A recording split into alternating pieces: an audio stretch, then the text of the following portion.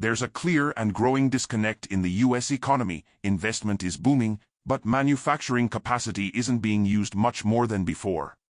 Real private investment has been strong for many years, recently buoyed by spending on AI infrastructure, chip plants, and clean energy projects. But, at the same time, the share of manufacturing capacity actually being used has barely budged, sometimes even falling. That's a problem. We're pouring money into building new things without seeing much pickup in how efficiently we're using what's already there. This means we're getting ahead of ourselves, investing faster than demand can catch up. Or it could also be that we're leaving behind the old industrial economy entirely in favor of something more digital, automated, or service-driven.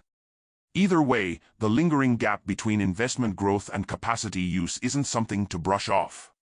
It points to real questions about how well our economic engine is converting capital into output, and whether this kind of growth is built to last.